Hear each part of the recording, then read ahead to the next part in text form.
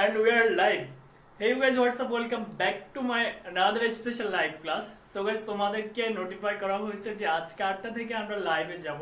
তো আজকের লাইভটা ভেরি স্পেশাল, কারণ হচ্ছে আজকের লাইভে আমরা তোমাদের আইসিটি বিষয়ের সবচেয়ে ইম্পর্টেন্ট যে চ্যাপ্টারটা, যেই লেভেলটা তোমাদেরকে অবভিয়াসলি ইমপ্রুভ করতে হয়, এবং আইসিটি এর সবচেয়ে ইম্পর্টেন্ট যে পার্টটা সেটা হচ্ছে নাম্বার সিস্টেম। তো নাম্বার সিস্টেমে যে পার্টগুলো আছে বা যে টপিকসগুলো আছে আজকে আমরা সেগুলো আলোচনা করব।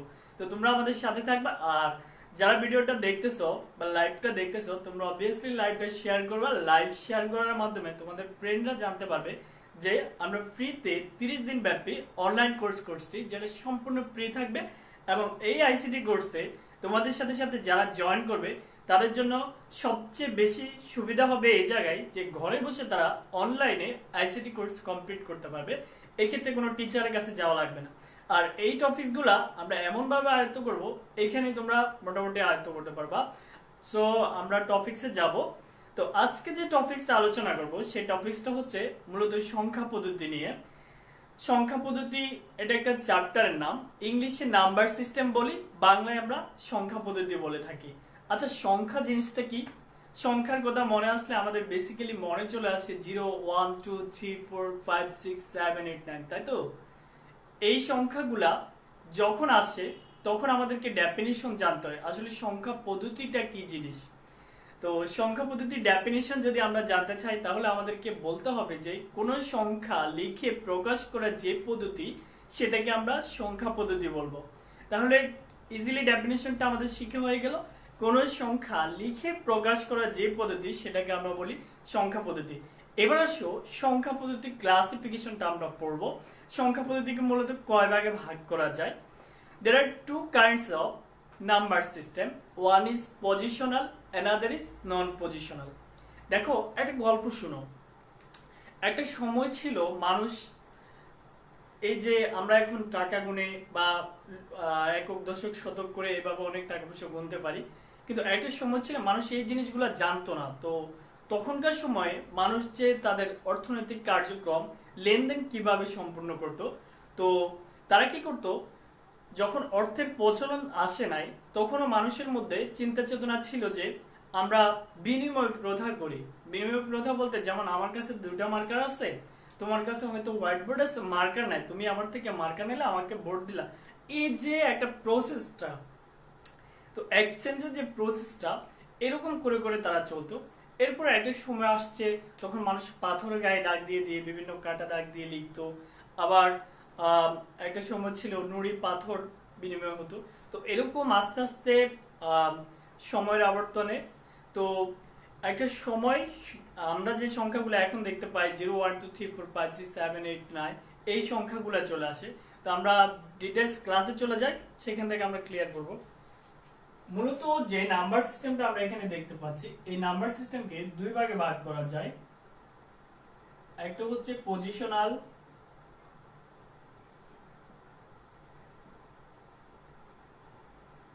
এবং আরেকটা হচ্ছে নন পজিশনাল।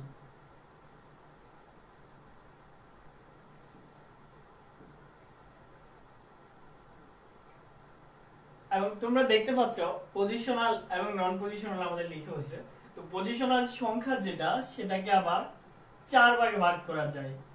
পজিশনাল সংখ্যাকে 4 ভাগে ভাগ করা যায়। তোমরা যদি নন পজিশনাল সংখ্যাকে কয় ভাগে ভাগ করা যায় যদি কেউ জেনে থাকো কমেন্টস করো। পজিশনাল সংখ্যা প্রথমটা হচ্ছে ডেসিমাল, তারপরে যে সংখ্যা সেটা হচ্ছে বাইনারি, তারপরে যেটা সেটা হচ্ছে অক্টাল, লাস্ট যে সংখ্যা পদ্ধতি সেটা হচ্ছে হেক্সাডেসিমাল।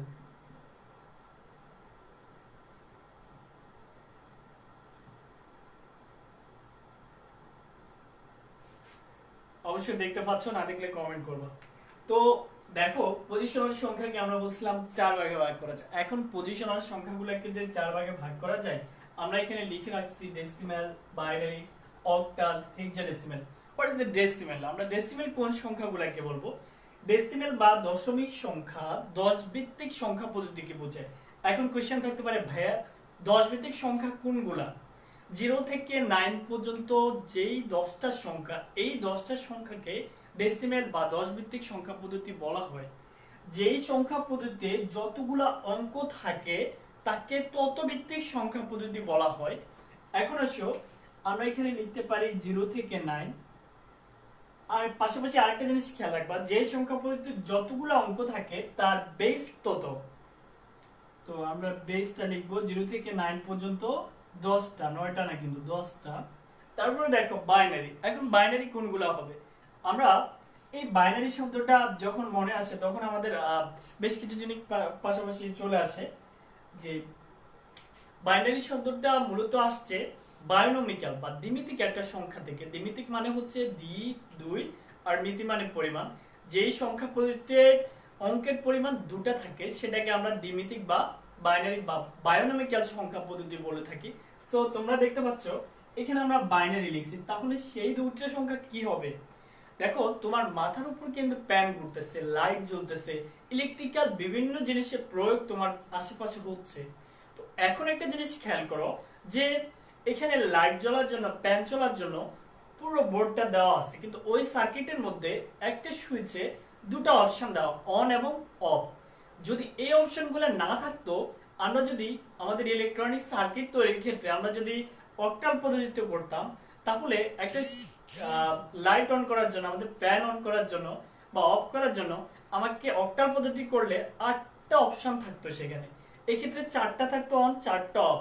এটা অবভিয়াসলি তোমাদের জন্য অনেক কষ্ট হতো, শুধু তোমাদের জন্য না, এটা যারা সার্কিট করতো তারাও মানে অনেক কষ্ট করতে হতো তাদেরকে। তো এখন দেখো বাইনারিতে বিজ্ঞানীরা এমন একটা পর্যায়ে নিয়ে আসছে যে আমরা দুটা ডিজিট দিয়ে ডিজিটাল সার্কিটের যে কাজগুলো সেগুলো করব। তো বাইনারিতে যেহেতু দুটা সংখ্যা থাকে 0 এবং 1, একটা দিয়ে অন বুঝাবে আরেকটা দিয়ে অফ বুঝাবে। তো আসো আমরা বাইনারি সংখ্যা পদ্ধতির বেসটা লিখি 0, 1, 2। এবার অক্টাল। এই অক্টাল সংখ্যার কথা যখন আমাদের মনে আসে তখন আমরা ক্লাস 9-10 একটা গল্প কবিতা পড়ছিলাম না, কপোতাক্ষণৎ মাইকেল মধুসূদন দত্ত লিখেছিল, তোমাদের খেয়াল থাকার কথা। সেই কপোতাক্ষণদের যখন সামারিটা পড়তে গেছিলা তখন তোমাদের সেখানে লেখা ছিল যে কপোতাক্ষণৎ এখানে সনেটের বেশ কিছু বৈশিষ্ট্য রয়েছে বা সনেট সম্পর্কিত বেশ কিছু কথাবার্তা রয়েছে। এই সনেটটা 14 চরণ বিশিষ্ট। কয় চরণ বিশিষ্ট? 14 চরণ বিশিষ্ট। এই 14 চরণকে দুইটা ভাগে ভাগ করা যায়, একটা হচ্ছে 8 চরণের আর একটা হচ্ছে 6 চরণের। তো যেটা 8 চরণ, 8 ছন্দ বা 8 চরণ বিশিষ্ট সেটাকে বলা হয় অষ্টক। দেখো সেখানে 8টা পংক্তি থাকার কারণে বলা হয়েছে অষ্টক। ইংলিশে যেটাকে আমরা অক্টেট বলে থাকি। আর যেখানে 6টা লাইন বা 6টা পংক্তি থাকে সেটাকে আমরা বলে থাকি ষষ্ঠক। ইংলিশে আমরা যেটাকে বলে থাকি সিস্টেক। এখন আসো আমরা যে এখানে বললাম অক্টাল সংখ্যা পদ্ধতি, যেটাকে আমরা অষ্টক বলে থাকি, এই অক্টাল সংখ্যা পদ্ধতি তাহলে কয়টা ডিজিট হবে বা কয়টা অঙ্ক হবে তোমরা গেস করতে পারতেছো? অবশ্যই 8টা হবে, কারণ ডেসিমেলে যদি 10টা হয় যেটাকে আমরা দশমিক বা 10 ভিত্তিক বলি, বাইনারিতে যদি 2টা হয় যেটাকে আমরা বায়োনমিক্যাল বা দ্বিমিতিক সংখ্যা পদ্ধতি বলি, অক্টাল বা অষ্টক সংখ্যা পদ্ধতি অবশ্যই 8টা ডিজিট হবে। তোমরা যদি কেউ পারো আমাকে কমেন্টস করো কোন 8টা সংখ্যা হবে, জাস্ট সংক্ষেপে লিখে দিলে হবে কোন 8টা সংখ্যা অক্টাল সংখ্যা পদ্ধতিতে হবে।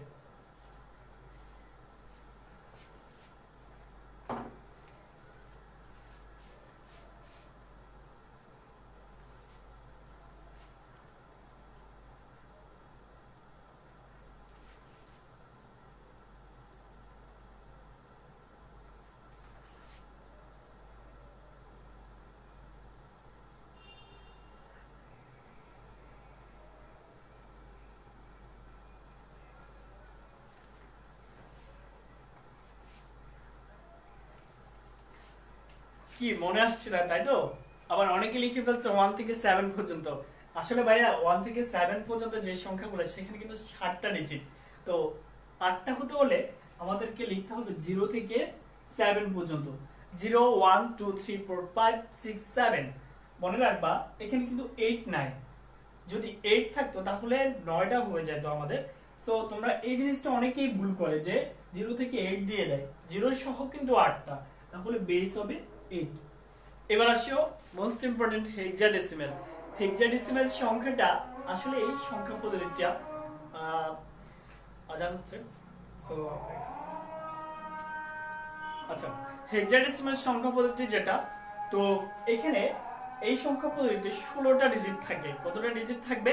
16টা, যেটাকে আমরা এভাবে লিখতে পারি 0 থেকে 9 A B C D E F। 0 থেকে 9 পর্যন্ত সংখ্যা হচ্ছে 10টা, তারপরে থাকে A B C D E F। এখন আসো 0 থেকে 9 পর্যন্ত আমরা যে 10টা লিখলাম, এই 10টা সংখ্যা A B C D E F, এই A B C D E F গুলোকে হেক্সাডেসিমাল সংখ্যাগুলো, এগুলোর একটা জেনারেল ভ্যালু রয়েছে, যেগুলো আমরা লিখতে পারি 10 11 12 13 14 15। তাহলে 1 থেকে 9 পর্যন্ত 9টা, এখানে 6টা, 0 সহ 7টা, তাহলে 9 এর সাথে 16। এবার আসো, প্রশ্নটা হচ্ছে ভাইয়া এখানে 0 থেকে 9 পর্যন্ত আমরা লিখলাম 10টা সংখ্যা, তারপরে A B C D E F 6টা, 10 আর 6 16টা ডিজিট থাকবে এখানে। এখানে খেয়াল রাখবা যেটা, সেটা হচ্ছে আমাদের এই 10টার পরে এই A এর একটা ডেসিমাল ভ্যালু রয়েছে। আমরা নরমালি জানি এই সংখ্যাগুলোকে আমরা যখন ডেসিমাল ভ্যালুতে নিয়ে যাব, তখন আমরা সামনের দিকে ম্যাথস করতে আমাদের জন্য সুবিধা হবে। তো নরমাল ভ্যালুটা A এর মান হচ্ছে 10, D হচ্ছে 11, C হচ্ছে 12, D হচ্ছে 13, E হচ্ছে 14, F হচ্ছে 15। তাহলে 0 থেকে 15 পর্যন্ত আমাদের টোটাল ভ্যালু হচ্ছে 16টা। এখন আসলে আমরা একটু রিভাইজ করে নিই। নাম্বার সিস্টেম দুই ধরনের, একটাকে আমরা পজিশনাল বলি, অন্যটাকে নন পজিশনাল বলে থাকি। যেটাকে পজিশনাল বলি, সেই পজিশনাল সংখ্যাটা 4 প্রকার। প্রথম যেটা, সেটা হচ্ছে ডেসিমাল সংখ্যা পদ্ধতি 0 থেকে 9 পর্যন্ত, যেটাকে আমরা 10 ভিত্তিক সংখ্যা পদ্ধতি বলে থাকি। 0 থেকে 9 পর্যন্ত 10টা ডিজিট থাকে। তারপরে যেটা বাইনারিতে দুটা সংখ্যা থাকে, এন্ড সেই সংখ্যা দুটো হচ্ছে 0 এবং 1। এরপর আসো অক্টাল সংখ্যা পদ্ধতি, 0 থেকে 7 পর্যন্ত 8টা সংখ্যা। এই 8টা সংখ্যা হচ্ছে অক্টাল সংখ্যা পদ্ধতির জন্য। হেক্সাডেসিমাল সংখ্যা পদ্ধতি 0 থেকে 9 A থেকে F, বা 0 থেকে 9 10 11 12 13 14 15, এই 13 14 15 পর্যন্ত 16টা, এগুলো হচ্ছে হেক্সাডেসিমাল সংখ্যা পদ্ধতি। তোমাদের কাছে আমার কোশ্চেন ছিল নন পজিশনাল সংখ্যা পদ্ধতি কত প্রকার। আসলে যখন আমরা যে সংখ্যাগুলো হিসাব করতেছি, যেমন 1 2 3 এভাবে হিসাব করতেছি, এই জিনিসগুলো মানুষের সেন্সে যখন আসে নাই, যখন এমন একটা যুগ ছিল যে ওয়ালের মধ্যে দাগ দিয়ে রাখতো, পণ্য বিনিময় করতো, এই জিনিসগুলো যখন ছিল, তখন তো সংখ্যা পদ্ধতি তেমন ভাবে আবির্ভাব হয় না। তো নন পজিশনাল সংখ্যা পদ্ধতিটা হচ্ছে তখনকার আমলে। তো তখন মানুষ কিছু আকার ইঙ্গিতে মানুষের যে বিনিময় প্রথা বা লেনদেন গুলা করতো, যেমন রোমান এবং এরকম আরো অনেকগুলো আছে। তো এটার একটা এক্সাম্পল যেটা মোস্ট ইম্পর্টেন্ট, পরীক্ষা এমসিকিউতে প্রায় আসে, সেটা হচ্ছে প্রাচীন হায়ারোগ্লিফিক সংখ্যা পদ্ধতি। তোমরা নন পজিশনাল সংখ্যা পদ্ধতি উদাহরণটা অবশ্যই খেয়াল রাখবা, এক্সামে প্রায় আসে এটা। প্রাচীন হায়ারোগ্লিফিক সংখ্যা পদ্ধতি।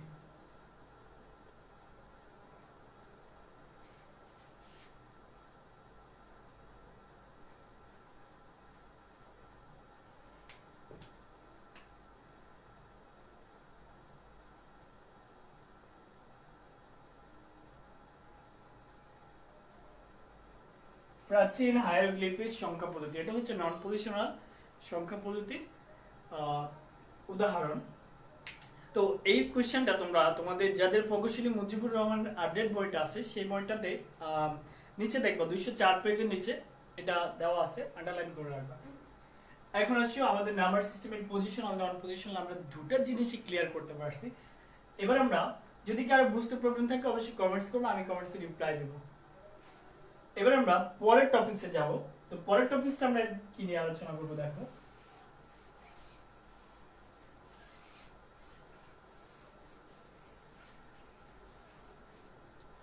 দেখো আমরা যে বললাম পজিশনাল সংখ্যা নন পজিশনাল সংখ্যা, একটা পজিশনাল সংখ্যাকে রিপ্রেজেন্ট করার জন্য বেশ কিছু ডেটা দরকার হয়।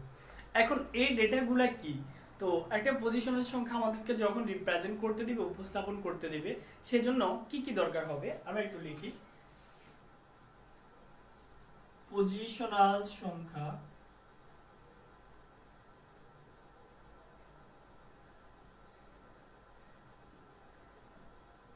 উপস্থাপনের কৌশল।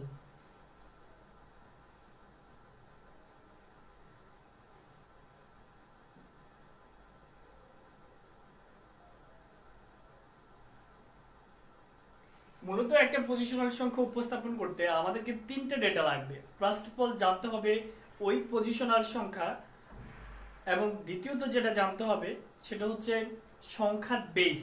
যেই সংখ্যাটা লিখতেছি সেটার বেসটা আমাদেরকে ক্লিয়ার হইতে হবে। তারপরে যেটা লাগবে ওই সংখ্যার স্থানীয় মান। এখন আসো আমরা একটু লিখি পজিশনাল সংখ্যা উপস্থাপন করছো। প্রথমে লাগবে হচ্ছে সংখ্যা, তারপরে যেটা লাগবে সংখ্যার বেস,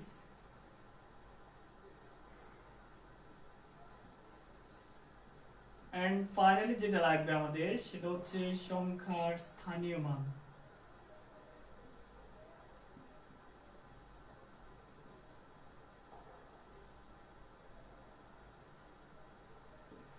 এবার দেখো আমরা যে লিখলাম সংখ্যা, সংখ্যার বেস, সংখ্যার স্থানীয় মান, এগুলা ম্যাথসে আসলে আমরা কিভাবে প্রেজেন্ট করবো একটু খেয়াল করো। আমরা একটা ম্যাথস লিখে ফেলি 1 2 3 4, এটাকে আমরা ব্র্যাকেট করব 10 দিয়ে। 1 2 3 4 একটা সংখ্যা দেওয়া আছে, ব্র্যাকেট করে পাশে দেওয়া আছে 10। তোমরা যদি গেস করতে পারো আমাকে কমেন্টস করো যে 1 2 3 4 ব্র্যাকেট যদি 10 থাকে তাহলে সেটা কোন সংখ্যা পদ্ধতি, এটা অবশ্যই কমেন্টস করবা। আমরা একটু আগে লিখছিলাম যে 10 ভিত্তিক সংখ্যা পদ্ধতিতে 10টা অঙ্ক থাকে, আর 10 ভিত্তিক তখন বুঝবো যখন ব্র্যাকেট দিয়ে পাশে 10 থাকবে। তোমাদের একটা কোশ্চেন থাকতে পারে ভাইয়া এখানে তো 10টা লিখেন নাই। এই 10 ভিত্তিক সংখ্যা পদ্ধতি যে কোনো একটা থেকে যদি ব্র্যাকেট দিয়ে 10 থাকে তখন আমরা বুঝবো এটা ডেসিমাল সংখ্যা পদ্ধতির ম্যাথ। সো এখন আসো এটাকে যদি আমরা প্রেজেন্ট করতে যাই আমরা কিভাবে প্রেজেন্ট করব। মূলত প্রথমে পজিশনাল উপস্থাপন করার জন্য আমাদের লাগবে সংখ্যাটা, আমরা লিখলাম সংখ্যা, তারপরে আমাদের যেটা লাগবে সেটা হচ্ছে সংখ্যার বেস। যেহেতু সংখ্যার বেস 10 লেখা আছে আমরা লিখব 10। এরপর আসে সংখ্যার স্থানীয় মান। তোমাদের অবশ্যই খেয়াল থাকার কথা, তোমরা যখন ছোট ক্লাসে পড়ছিলা 4 5 এ, তখন দেখবা এই যে এরকম একটা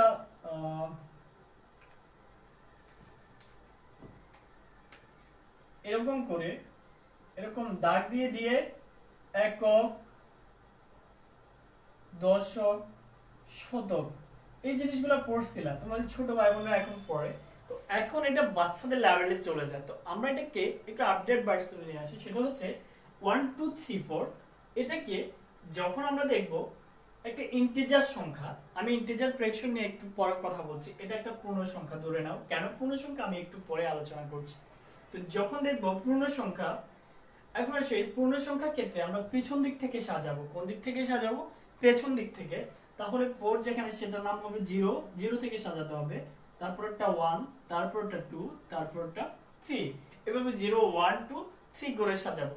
এখন আমরা লিখছি সংখ্যা, সংখ্যা বেস, এটাই এই যে 0 1 2 3 লিখছি এটাই আমাদের স্থানীয় মান। মনে রাখবা বেসের উপরে সবসময় পাওয়ার বসে, তাহলে বেসটা হচ্ছে 1 ইনটু বেস 10, বেস হচ্ছে 10, তার পাওয়ার হচ্ছে 3, এরপরে 2 ইনটু বেস হচ্ছে 10, তার পাওয়ার হচ্ছে 2, এরপরে 3 ইনটু বেস হচ্ছে 10, তার পাওয়ার হচ্ছে 1, এরপরে 4 ইনটু বেস হচ্ছে 10। এখন আমরা লিখি 1 ইনটু 10 কিউব 1000, তারপর আমরা লিখব 2 ইনটু 10 স্কয়ার, 10 স্কয়ার হচ্ছে 100, তারপর আমরা লিখব 3 ইনটু 10 টু দি পাওয়ার 1। আমরা জানি বেসের পাওয়ার 1 হলে অঙ্কের মান আগের মতো থাকে, তাহলে 10। এরপর আমরা দেখতে পাচ্ছি 4 ইনটু 10 টু দি পাওয়ার 0, বেসের পাওয়ার যদি 0 হয় তাহলে অঙ্কের মান হয় 1। এখন আমরা সবগুলো যোগ করলে 1234, 1234, 1 2 3 4 ব্র্যাকেট দিয়ে 10। একটা আজীব মিল দেখতে পাচ্ছি। এখন তোমাদের কোশ্চেন থাকতে পারে ভাইয়া এতক্ষণ কি অঙ্ক করলেন আপনি, প্রশ্ন যেটা লিখছেন এতক্ষণ অঙ্ক করার পর আবার উত্তরে সেটা, মজার বিষয় হচ্ছে আমাদের প্রশ্নটা ডেসিমেলে ছিল, আমরা ডেসিমেলেই কাজটা করছি। তো আমরা যদি এটাকে রূপান্তর করে অন্য কোনো মোডে নিতাম তখন আমাদের এই মানটা চেঞ্জ হয়ে যেত। আমরা ডেসিমেল রেখে আমরা এটাকে রূপান্তর করে নিই, আমরা জাস্ট সংখ্যাকে উপস্থাপন শিখছি, সো এই জন্য এটা চেঞ্জ হয় না। তো এরকম যখন আসবে এই টাইপের অঙ্কগুলো করবা। এখন আমি একটা জিনিস ক্লিয়ার করতে হবে, সেটা হচ্ছে একটা সংখ্যা কখন বুঝবে ইন্টিজার নাকি ফ্র্যাকশন। আমরা সংখ্যা চিহ্নিতকরণটা একটু দেখব, তারপর আমরা একটা ফ্র্যাকশনে ম্যাথ করাবো। আসো সেটা একটু আলোচনা করে থাকি। এখন দেখো আমরা যদি একটা 1 2 3.456 এই সংখ্যাটাকে উপস্থাপন কিভাবে করবে। এখন দেখো 123.456, এই যে 123 এই সংখ্যাটা হচ্ছে দশমিকের আগের সংখ্যা। এখানে যে পয়েন্টটা দশমিকের আগে যে সংখ্যাটা সেটার নাম হচ্ছে ইন্টিজার, সেটার নাম কি ইন্টিজার, INTEGER। এন্ড দশমিকের পরে যে সংখ্যাটা সেটার নাম হচ্ছে ফ্র্যাকশন, সেটার নাম হচ্ছে ফ্র্যাকশন। দেখো ইন্টিজার যেটা সেটাকে বাংলায় বলা হয় পূর্ণ সংখ্যা, ইন্টিজারকে বাংলায় বলা হয় পূর্ণ সংখ্যা। এন্ড এই পাশে যেটা দশমিকের পরে সেটাকে বাংলায় বলা হয় ভগ্নাংশ। আর ইন্টিজার এবং ফ্র্যাকশনের মাঝখানে যে পয়েন্টটা দেওয়া আছে সেটার নাম হচ্ছে radix point, radix point, RADIXPOINT, radix point মানে দশমিক বিন্দু। দশমিকের আগে যে সংখ্যাগুলো সেগুলোর নাম হচ্ছে ইন্টিজার বা পূর্ণ সংখ্যা, দশমিকের পরে যে সংখ্যাগুলো সেগুলোর নাম হচ্ছে ফ্র্যাকশন বা ভগ্নাংশ। এখন আসো ইন্টিজার এবং ফ্র্যাকশনের মধ্যে কার গুরুত্ব বেশি, কার পাওয়ারটা বেশি আমরা দেখব। দেখো দশমিকের আগে যে সংখ্যাটা 123, 1 2 3, অনেকদিন না লিখতে না লিখতে কোচিং টোচিং সব আমার মার্কেটারকে সব শুকাই গেছে। এখন দেখো 1 2 3 আমাদেরকে এই সংখ্যাটা, যেমন ধরো এটা একটা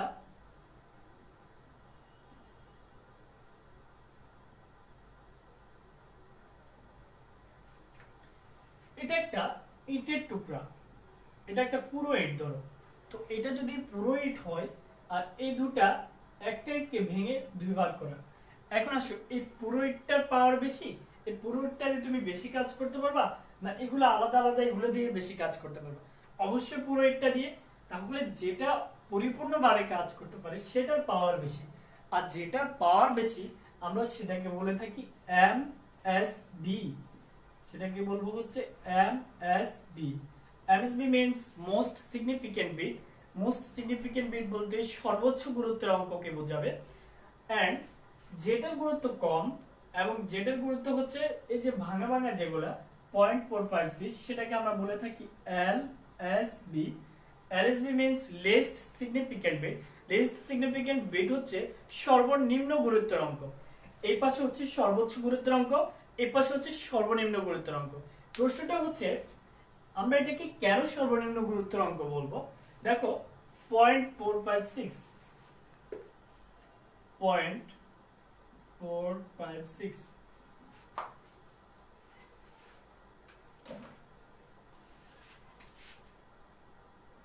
0.456 এটাকে যদি এখন আমরা কাজ করি, দশমিকের জন্য একটা এক, তিনটে সংখ্যার জন্য তিনটা শূন্য, এটা তোমরা বেসিক লেভেলে পড়ছিলা। দশমিকের জন্য একটা এক, তিনটে সংখ্যার জন্য তিনটে শূন্য, আর উপরে 456 বসে যাবে। যেই সংখ্যাকে বাংলে হর এবং লব পাওয়া যায়, যেই সংখ্যাকে বাংলে হর এবং লব পাওয়া যায় এবং যেই সংখ্যাকে ভাঙাই যায় না, তাহলে পূর্বের সংখ্যার তুলনায় দ্বিতীয় সংখ্যাটি অবশ্যই কম গুরুত্বের অঙ্ক হবে, কারণ এটাকে ভাঙা যায় এবং ভেঙে দুই ভাগ করে হরলব পাওয়া যায়, এটাকে ভাঙা যায় না, তাহলে এটার গুরুত্ব হচ্ছে কম। এজন্য আমরা এটাকে বলে থাকি LSB, লিস্ট সিগনিফিকেন্ট বিট, সর্বনিম্ন গুরুত্বের অঙ্ক। আর এটার গুরুত্ব যেহেতু বেশি এজন্য এটাকে আমরা বলে থাকি MSB, সর্বোচ্চ গুরুত্বের অঙ্ক, most significant bit. Right now আমি তোমাদেরকে ক্লিয়ার করতে পারছি এটা। তো এখন আসো আমরা ইন্টিজার ফ্র্যাকশনের বিষয়টা ক্লিয়ার হলাম। একটু আগে আমরা দেখেছিলাম কিভাবে ইন্টিজারের ম্যাথটাকে প্রেজেন্ট করতে হয়।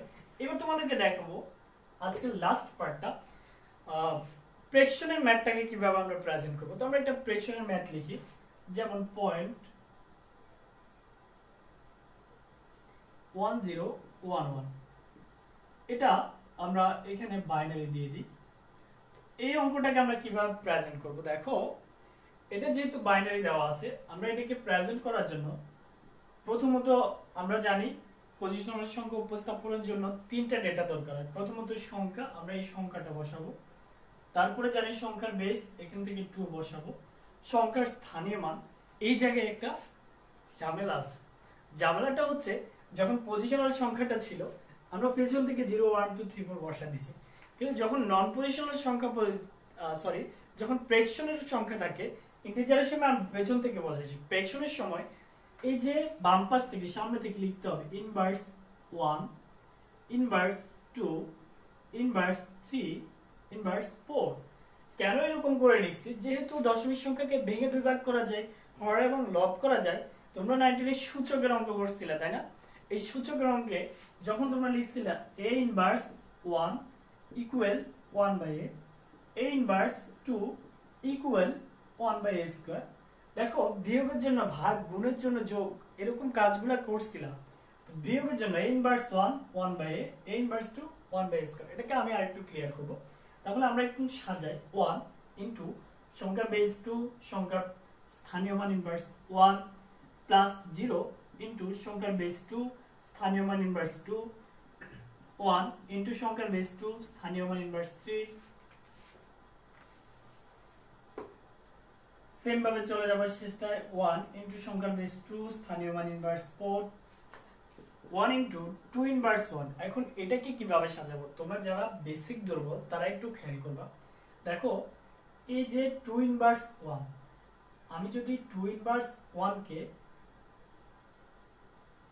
2 ইনভার্স 1 এটাকে যদি আমি এইভাবে লিখি 1/2, এটা স্বাভাবিকভাবে লেখা যায়। এবার আসো 0 ইনটু 2 ইনভার্স 2, এটা স্বাভাবিকভাবে লেখা যায় 1/2 স্কয়ার। এখন একটা বেসিক যাদের দুর্বল তারা একটা জিনিস খেয়াল করবা, তুমি মুখস্থ একটা 1 দিয়ে দিবা। কত দিবা?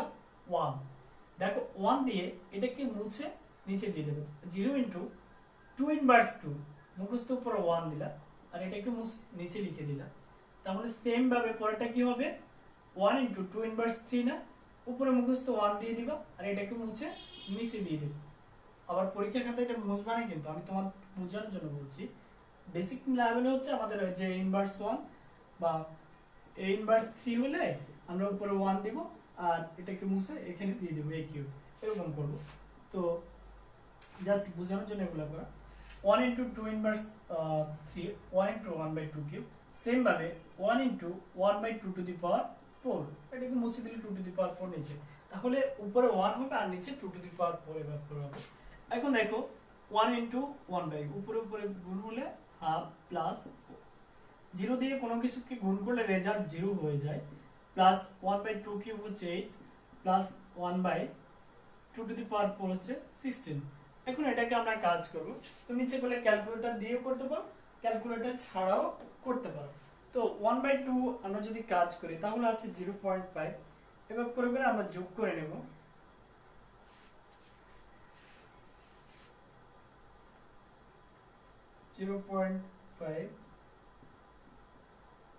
তারপরে দেখো 1/8 যদি দিই আমরা, অনেকে নিচে নিচে তুমি ইচ্ছে করে হরলাভ করেও করতে পারো, বাট ক্যালকুলেটর ব্যবহার করে যদি করতে চাও তাহলে এভাবে হবে। আবার 1/16 যদি দাও 0.0625। এখন তিনটা সংখ্যাকে যোগ করবা, 0.125 যোগ 0.5, তাহলে 0.6875, 0.6875, এটা হচ্ছে আমাদের রেজাল্ট 0.5। আচ্ছা যাক, তো ক্যালকুলেশনটা করে নেবা ক্যালকুলেটর দিয়ে ক্লিয়ার করে। তো এখন দেখো আমরা যে এই প্যাটার্নটা করলাম প্রথম থেকে মূলত ক্যালকুলেশন আমাদের লাস্ট পর্যন্ত এই মানটা আসে। এখন যখন তোমাকে বলবো যে পজিশনাল শোকে ইন্টিজার ভ্যালুগুলো দিবে, তখন তুমি পেছন থেকে 0 1 2 3 4 করে সাজাবা, আর যখন ফ্র্যাকশনের মানটা আসবে তখন সামনে থেকে ইনভার্স 1 2 3 4 এভাবে করে করে সাজাবা, লাস্টে মানটা আসবে। আশা করি সবাই ক্লাসটা বুঝতে পারছো। প্রায় 30 মিনিটের মতো হয়ে গেছে আজকে ফার্স্ট লাইভ ক্লাস, সেজন্য আমি আজকে দীর্ঘায়িত করছি না। তোমরা অবশ্যই ফ্রেন্ডদেরকে অ্যাড দিবা এবং শেয়ার করবা, যথেষ্ট পরিমাণ শেয়ার করবা, লাইক কমেন্টস করে সাথে থাকবা। আর এরকম ভিডিওগুলা একেবারে সিরিয়াল করে যদি পেতে চাও, আমি আমার ইউটিউব চ্যানেল, যেটা ইনস্ট্যান্ট নেম হচ্ছে শ্রাবণ ভাইয়া, ইউটিউবে সার্চ দিবা শ্রাবণ ভাইয়া লিখে, তাহলে এরকম একটা চ্যানেল আছে আমার। ওই চ্যানেলের মধ্যে তুমি আইসিটির ধারাবাহিক ভিডিওগুলো পাবা, সেখানে আমি আপলোড দেবো। চ্যানেলটা সাবস্ক্রাইব করবা, লাইক কমেন্টস করে সাথে থাকবা। অবশ্যই সবাই ভালো থাকবা, যে যেখানে আসো সবার জন্য সবাই দোয়া করবা। আল্লাহ হাফেজ, আসসালামু আলাইকুম।